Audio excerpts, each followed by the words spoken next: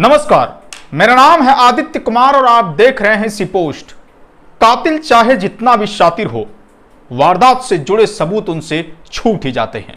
जी हां, मैं बात कर रहा हूं कोलकाता लेडी डॉक्टर हत्याकांड के बारे में। इस कांड से जुड़ी वो सच्चाई सामने आई है जिसको देखकर और सुनकर आपके भी रोंगटे खड़े हो जाएंगे। तो चलिए मैं आपको बताता हूं कि किस तरीके से लेडी डॉक्टर की मौत के करीब 1 महीने बाद वो सच्चाई आई है जो अब सीबीआई के भी पसीने छुड़ाने लग गई है। दोस्तों, फॉरेंसिक जांच चल रही थी। फॉरेंसिक जांच में आखिर वो कौन से सबूत सामने आ गए हैं जिसने इस पूरे मामले का खेल बदल दिया है, इसके बारे में मैं आपके सामने जिक्र करूंगा। इसके अलावा जो थ्योरी सामने आ रही थी कि सेमिनार हॉल के अंदर ही लेडी डॉक्टर की हत्या की गई है, लेकिन अब यह बात पूरी तरीके से पलट चुका है। उनकी हत्या कहीं और हुई है और उस हत्या में 9 लोगों के शामिल होने का शक है और शक के साथ सबूत भी है। चलिए मैं आपको सिलसिलेवार तरीके से बताता हूं कि आखिर इस पूरे मामले में सीबीआई ने वो कौन से सबूत को ढूंढा है जो अब इस पूरे मामले का गेम ही चेंज कर डालेगा।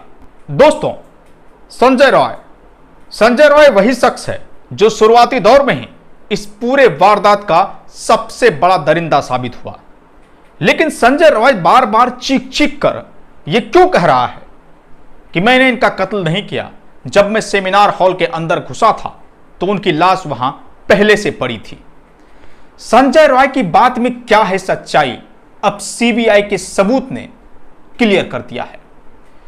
मैं आपको बता दूं कि 1 महीने होने को है और अब वो चीजें सामने आई है जो आज आपको पूरी तरीके से बदहवास कर देगा। सेमिनार हॉल के आगे ही एक कमरा है और वो कमरा चेस्ट डिपार्टमेंट का है। उसके अंदर में 3 ब्रांचेज है, कमरे के अंदर 3 ब्रांच। और जब सीबीआई वहां पर जांच करने पहुंची तो कुछ अजीब चीजें मिली है। चलिए मैं आपको बता ही देता हूं। सीबीआई को उस कमरे से 10 लोगों का फुटप्रिंट मिला है, यानी कि उस कमरे में 10 लोग गए थे उस रात।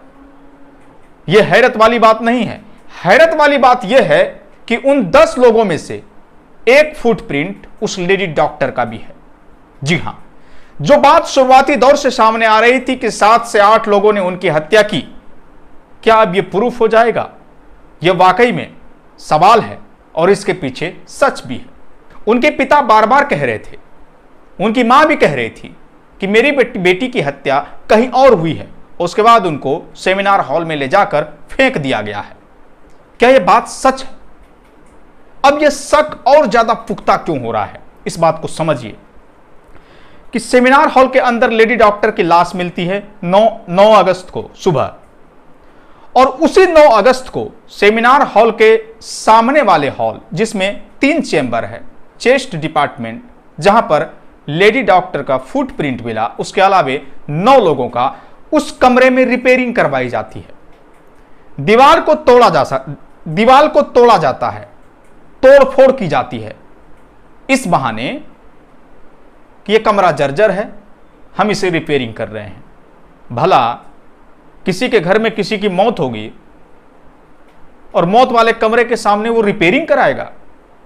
यह हजम वाली बात नहीं है। जी हां, क्या वो रिपेयरिंग एक साजिशन थी? क्योंकि जो फुटप्रिंट मिला है उस फुटप्रिंट से कहीं ना कहीं शक यह जाता है कि हो सकता है कि उसी चेस्ट डिपार्टमेंट में लेडी डॉक्टर की हत्या की गई हो और उस हत्या के सबूत को तितर बितर करने, तोड़फोड़ करने, क्षतिग्रस्त करने के लिए रिपेयरिंग का बहाना बनाया गया। बाकायदा दीवार को तोड़ा भी गया है वहां पर। क्या उन सबूतों को मिटाने की कोशिश की गई? यह अब सबसे बड़ा सवाल उठकर खड़ा हो रहा है। दूसरी तरफ जब सेमिनार हॉल के अंदर लेडी डॉक्टर की लाश सुबह मिलती है तो वहां सारे लोग पढ़े लिखे, एक्सपर्ट, डॉक्टर, बताया जाता है कि जब लेडी डॉक्टर की लाश उस सेमिनार हॉल के अंदर मिली तो पब्लिक के साथ साथ वहां डॉक्टर्स भी गए थे। उसमें 7 डॉक्टर थे। क्या उनको यह पता नहीं था कि पब्लिक आएगी जाएगी तो सबूत मिट जाएंगे? लेकिन इन चीजों पर गौर नहीं दिया गया, या फिर यह साजिश है कि साजिशन लोगों को अंदर घुसाया गया ताकि सबूत को मिटाया जा सके? यह भी अपने आप में बड़ा सवाल है। इसमें सबसे अहम बात यह है कि जो 7 डॉक्टर की मैं बात कर रहा हूं वो फॉरेंसिक डिपार्टमेंट के ही है, वो एक्सपर्ट है। क्या फॉरेंसिक डिपार्टमेंट के होने की वजह से ही उनको वहां ले जाया गया ताकि सबूत को अच्छे से मिटाया जा सके, क्योंकि उनको नॉलेज होता है? यह भी अपने आप में बड़ा सवाल है। लेकिन उस सेमिनार हॉल से जुड़ी और एक सच्चाई आप जान लीजिए। लेडी डॉक्टर की मौत के बाद जब पुलिस को खबर की गई तो वहां पर पुलिस को उस वारदात की जगह लेडी डॉक्टर के बगल में ही एक सलाइन की बोतल मिलती है। जब पंचनामा किया जाता है, जब सबको पुलिस उठाकर ले जाती है, तो उस वक्त वो सलाइन बोतल वहां पर नहीं रहता है। उस सलाइन बोतल के जरिए कई चीजें पता लगाई जा सकती थी। फिंगरप्रिंट को जांचा जाता कि किस शख्स ने यहां पर सलाइन बोतल रखी है, यह सलाइन बोतल किस डिपार्टमेंट से आया है, उसमें किस तरह की मेडिसिन है, ये तमाम चीजें पता लगाई जा सकती थी। लेकिन सलाइन बोतल वहां पर नहीं था। लबोलवाब मैं ये कहना चाहता हूं कि इस पूरे मामले में जो चीजें भी अब सामने आ रही है वो वाकई में संदेह के घेरे में है। लेडी डॉक्टर को न्याय मिलनी चाहिए, यह पूरा देश कह रहा है। उनके मां पिता गिड़गिड़ा रहे हैं। लेकिन इस बीच तमाम चीजें सामने आना वाकई में उस अस्पताल पर सवाल खड़ा करता है और कोलकाता पुलिस भी कहीं ना कहीं सवालों के घेरे में है। लेकिन पूरे देश को सीबीआई से उम्मीद है। अब देखना होगा कि क्या सीबीआई संजय रॉय के अलावे भी उन लोगों को पकड़ेगी जो इस पूरे मामले में संलिप्त हो सकते हैं।